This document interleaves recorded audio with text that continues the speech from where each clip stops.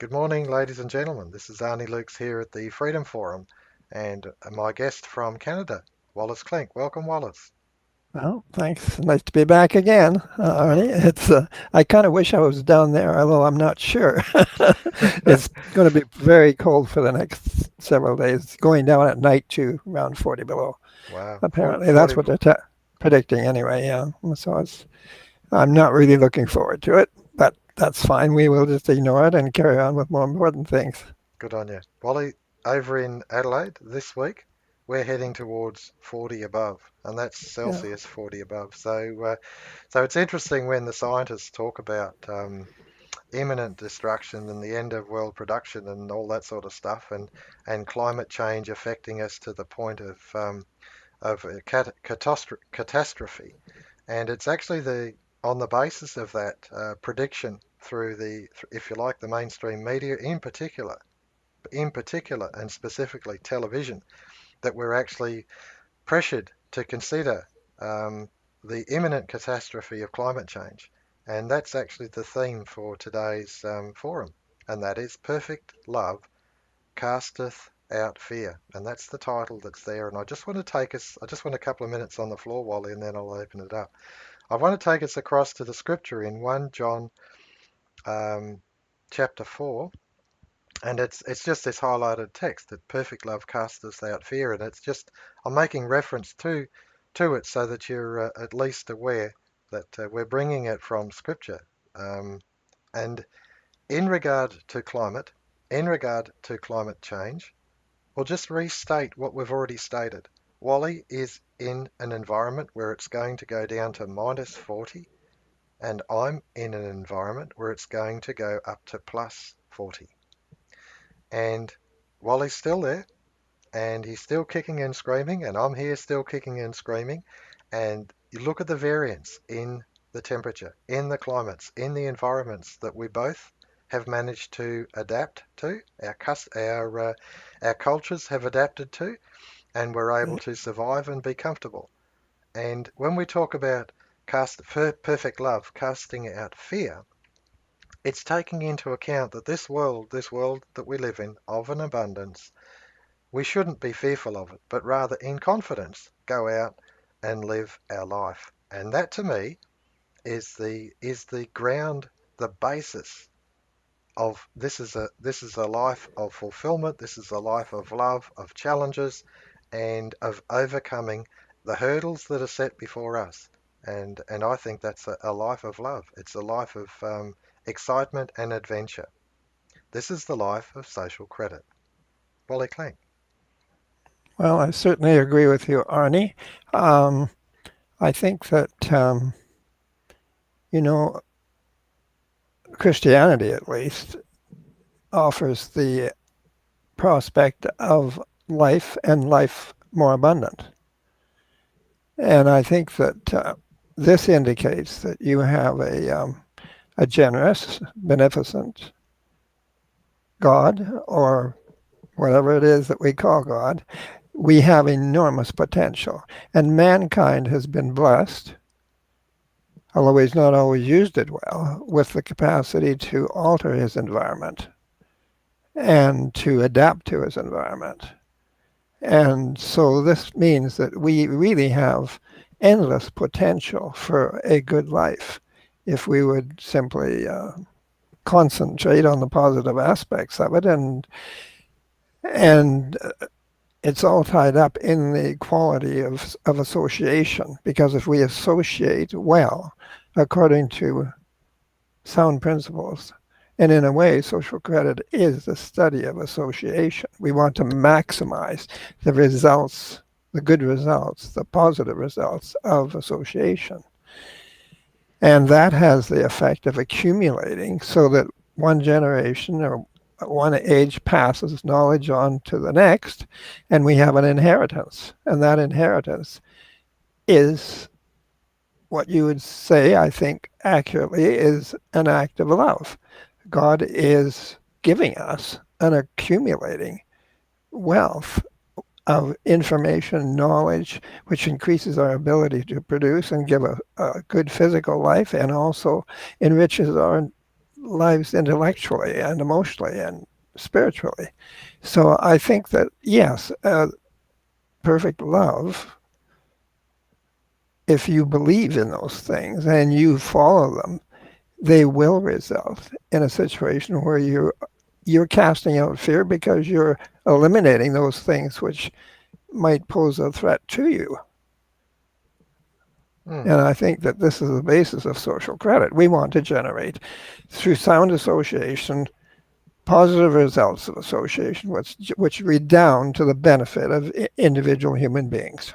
mm. Beautifully put, And I Wally. think this, yeah, I think this is very, very apt comparison. Mm, mm. Beautifully put. I think that if you like, the frontier mentality that went out and if you like, subdued or now what's the word? It's husbandry. It's essentially stewardship of the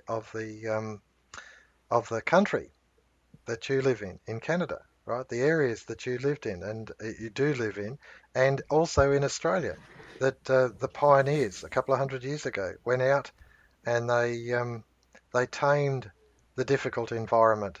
Certainly a lot different from Britain, where most of the settlers in Australia came from. Yes. Certainly a different environment, and it wasn't easy. It was hard, but the fact is that working together, they were able to overcome these things. And Well, they must have had a hope. They must have had a faith. They must mhm, have had something to carry them. mhm, And that faith must be related to their belief that nature and God is provided. And if they strove to do the right thing, that they would improve their situation. And of course, naturally, you see the results of what they did, and for which we have to be very grateful because they left us an enormous inheritance. mm. That's exactly right, Wally. I use that saying that's exactly right, but the fact is it's a profound point that the forebears, our inheritance is there as a consequence of our forebears, those who have gone before us. And if we are confident enough in the legacy that they've left us, and that is our inheritance, if we're confident enough in it, we can actually present a sound um, base on which to hand our future generations their inheritance. And the fact is, it's to me this thing about confidence, this about casting out fear, about moving towards a better situation, always attempting to improve, rather than just be like the prodigal son and spend your inheritance. I think that there's an opportunity for us all in that sort of situation. Molly. Oh, yes, it's a physical inheritance and it's a social, psychological, spiritual inheritance. The only problem is that with the present financial system that we have, and this gets down to the social credit view of things, we are really prevented from realizing our inheritance to a very great extent because we have our energies are diverted to activities which are often frivolous, fruitless, irrelevant, and increasingly destructive when nations are driven to war in the competition for markets. Mm, And this is the one place where we really have to overcome this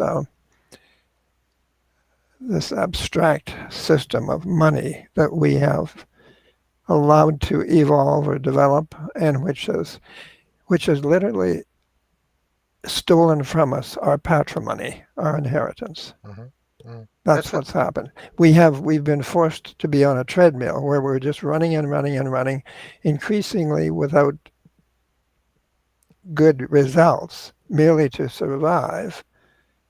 And this deprives us of the really it wastes our resources, wastes ourselves, and it interferes very much with our development because it denies us the abundance of the essential things, which would give us the leisure in which we could live contemplative and cultured lives or have a cultured existence. Mm, And it's a very materialistic thing to which we become bound, and it has perverted the whole course of human life. mm. I find that.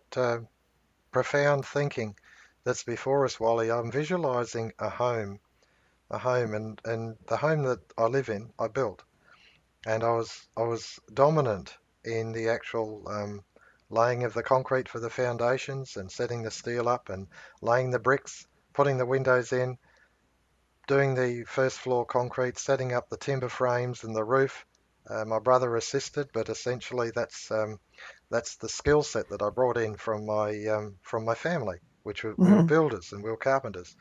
And so you've got all of those, and in that, when the house was finished, it was finished. And I was fortunate that I was building it as I was earning the money, and so it was just a quick in one hand out the other to pay for the house during the construction.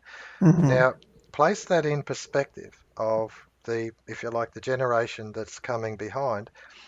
They will see the house completed. Their house that they wish to own is completed. It's actually finished. They're looking at a finished product, and they sign papers, mortgages that they will work, and they will pay a huge amount of their income will be garnished for the next 20, 30, 40, 50 years in order to actually repay back what something is already constructed. It's already been completed, and it's, to me, it's entirely disproportionate.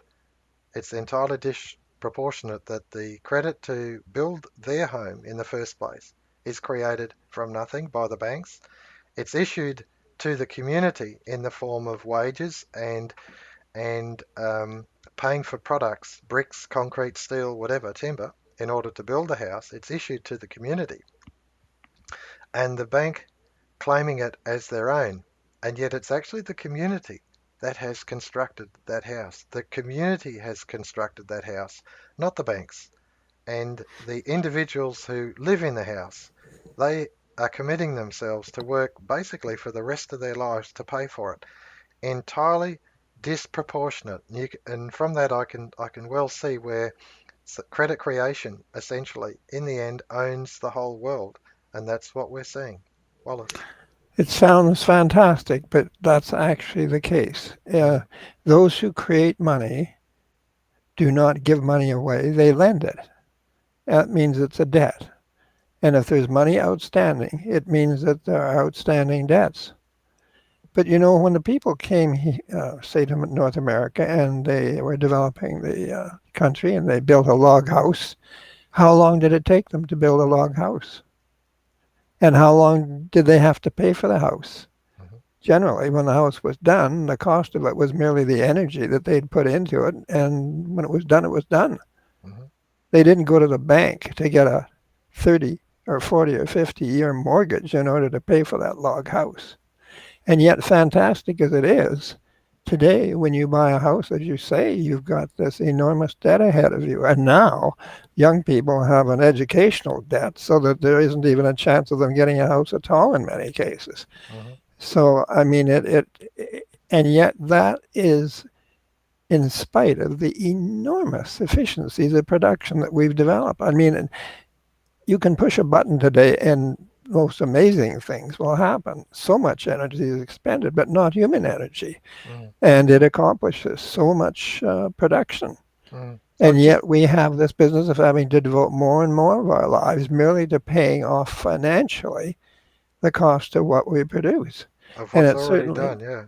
yeah, it's I know that when people get accustomed to living that way, they tend to just try and survive and they don't really think about it deeply Mhm. as to what is happening. What is happening? Why is this happening? And that particular point leads me, Wally, into the next thought that I want to put on the table, and that is the purpose of policy.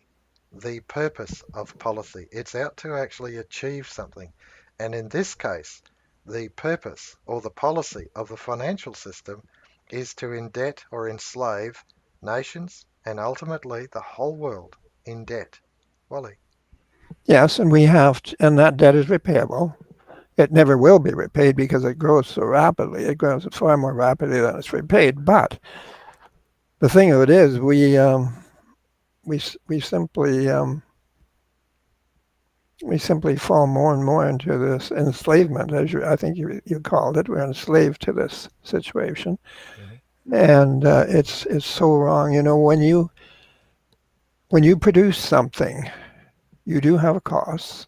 Energy expenditure. It's energy applied to materials to convert materials to usable uh, forms for human beings. Hmm. But the thing that is, when you finish that production, you have achieved something. So what does it cost you? Well, effort certainly. Yes, effort, Mm. but effort is being replaced by non-human effort. Hmm. So why is it that we're having to spend so much of our time applied solely to repaying debt? Debt on homes, debt on cars, debt on everything that we get practically, debt Mm. even on appliances. Mm. Um, this is really, if you think about it, something is very seriously wrong. Mm. And it's that, as Douglas said, the real cost of production is consumption. Mm. And we're producing more rapidly than we're consuming. If you look at the economy as a whole, we're producing more than we're consuming. That is, you can look around, see all of this infrastructure and so on that Hmm. we've built up. Hmm. It's been accumulating Hmm. more and more. Mm. So actually, if the true cost of production is consumption, then the true cost of production must be going down because we're accumulating wealth more rapidly than we're consuming it. Mm. So why then are we not entitled to ask, why do we have a rising price level? Mm. It Mm. is because of the credit factor, the debt factor in prices, which shouldn't be there. Mm. It's because of the false claim of the banking system, of the financial system, to own the credit which they lend and which reflects the real wealth of the nation. It's they have appropriated the communal credit, the financial credit, but because it's a debt, it means they have a claim on the real credit of society. Hmm. And really, that should not be. Nobody should have a claim on it except individuals insofar as they have earned it. But certainly, no creator, no accountancy firm has the right to say, we own the business. Mm. And that's essentially, putting it in rather simple terms, that's what's happened. That's We've right. allowed the creators of credit to appropriate our wealth. And And this goes back to, if you like, the establishment of the first central bank, as I understand, in modern times, 1694, the Bank of England England, yeah. was established. And what happened was if you like, the monarchs before that time were using a device called a tally stick. And you can actually do a search on tally sticks and you can see, there was the tally sticks. And we actually have a book and it's called The Day Parliament Burnt Down.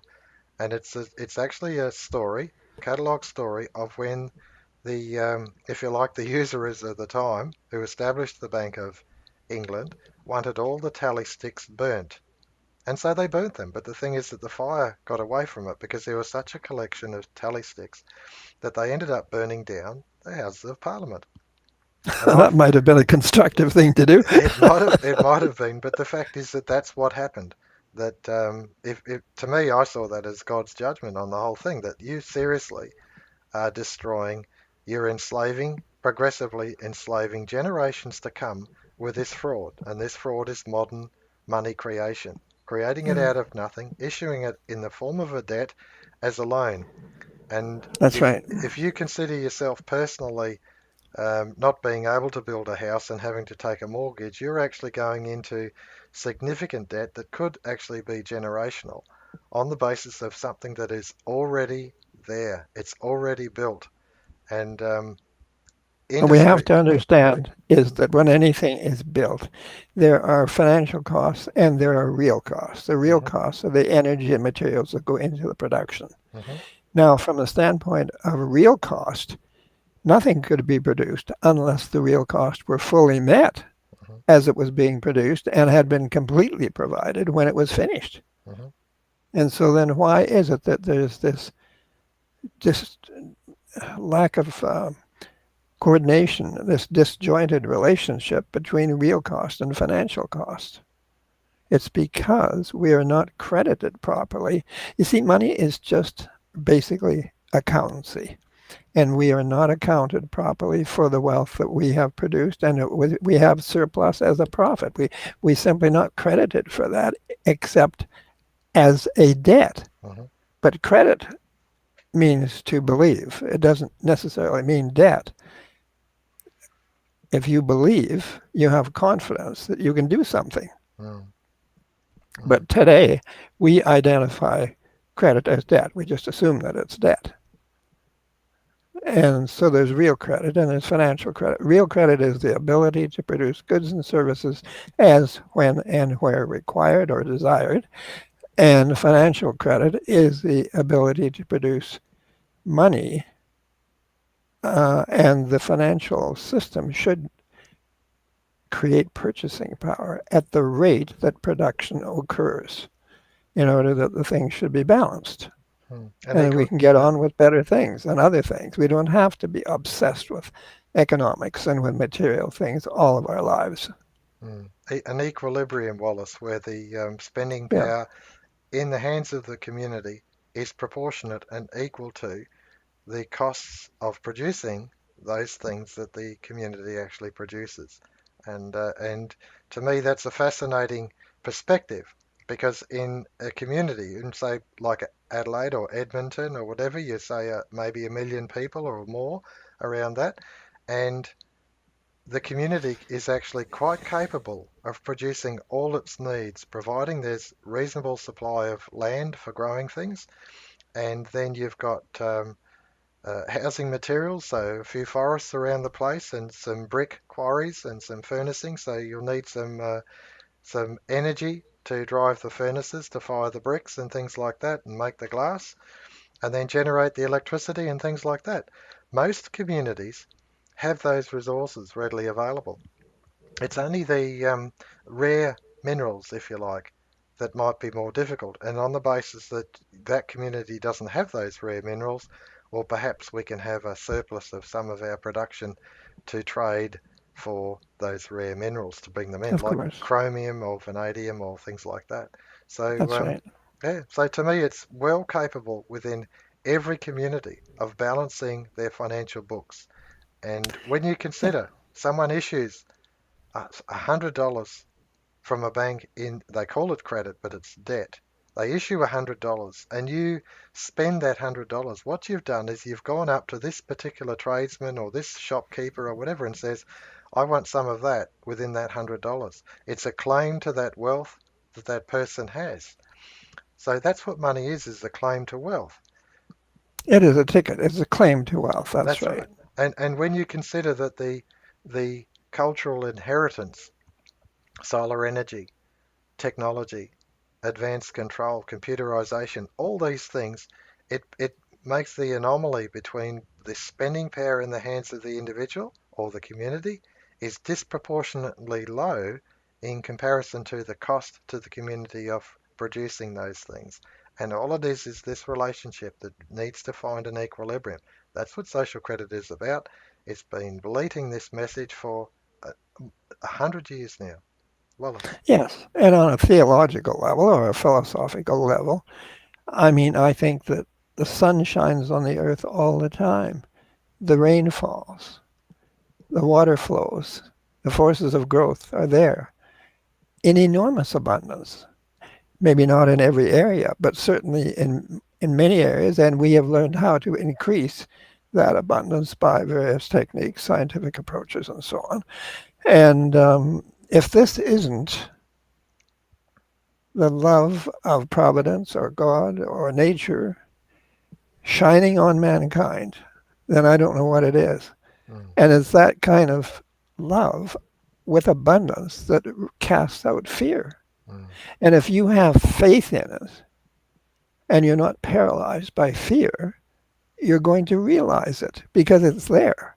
mm, Unfortunately, we divert so much of it toward war and evil things that we waste an enormous amount of it, and increasingly so. And that is the great tragedy of modern civilization. We simply have not learned how wisely to use our resources, to recognize them, and to use them and not cast them away. It's like casting the abundance of providence back in its face. It's it's it's really abominable. It's a tragedy. Mm, There's no need for any of this excessive debt or anything like that at all. We certainly don't need wars. Wars do not produce anything good for anyone. Who benefits from wars? Who benefited from the First and Second World Wars? mm, Who benefited from this constant, uh, program of wars in the Middle East? Is this really leaving a trail of freedom, democracy, and abundance? It's leaving ruination. mm. That's And right. it's all to do with the abnormal necessity for competition in international markets to make up the deficiencies of purchasing power that each nation has within its own borders. And we're all anxious to give away, force upon other people our real wealth in order to clamor for credits so that we can use those to make our own internal economies more viable. It's, you know, if anyone came from outer space and paused their ship to look at this Earth, I think they might shake their head and carry on. Mm. I think the world is in desperate need of a demesmerization. Yes, Yeah. And to me, this is our prayer as social creditors, that the Holy Spirit do come, that we stop being demesmerized, we open our eyes and allow this perfect love to come in, cast the fear that's off, right. and then recognize that we can actually have systems serving mankind. And the first of those systems is the money system. It needs to be pulled into line, and this is the target, I You believe. see, and it's Mm, a psychological war. It is really, really, it's almost like witchcraft because mm, we have um, we have a scarcity of effective purchasing power.